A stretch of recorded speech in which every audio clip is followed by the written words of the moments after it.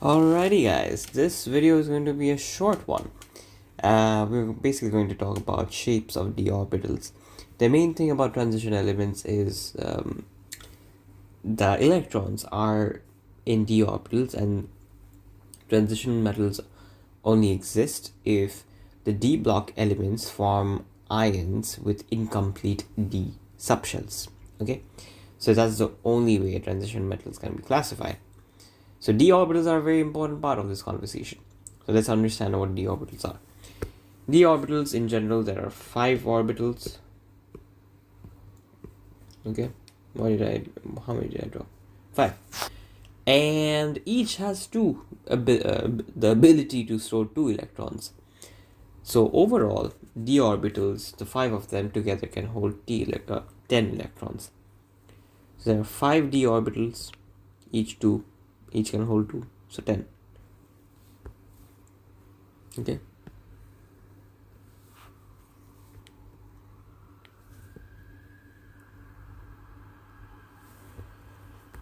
Now the 5 orbitals have different shapes and are named differently. The xy have butterfly.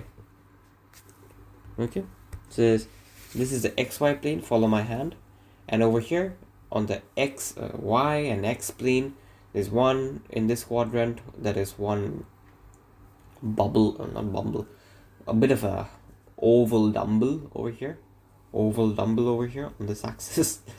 Then there's another over here, then there's another over here, another over here. So each quadrant is a bit of it's not flat, it is a bit of an oval structure. 3D, imagine 3D. Great.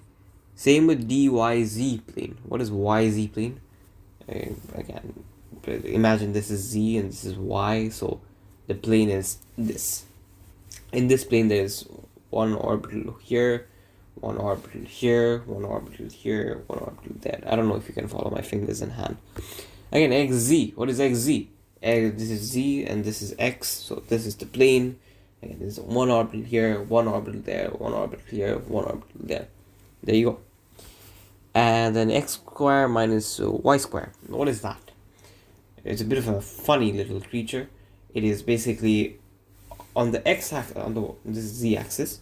On the y-axis, it forms along, the orbitals are along or around the axis itself, across the two sides, shaped like a dumbbell again. And on the x again is the same, formed around the axis. Okay, formed around the axis. And then z square final axis is again a weirder one. This is z, and across the z it forms a dumbbell, and a ring around the x and y plane. This is the x and y plane. This is where the z intersects the x and y plane, and over here there is another electron cloud, circular.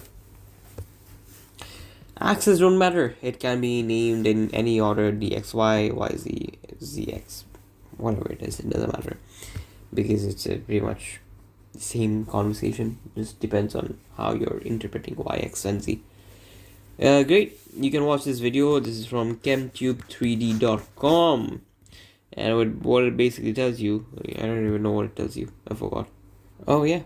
So these are 3D visualizations. Interesting. So this is whatever you want to imagine this, xz, xy, zx, whatever you want to imagine this. This is how it looks. Okay. Then you have, wow. Okay, this is a sliced image. Show slice of x square minus y square.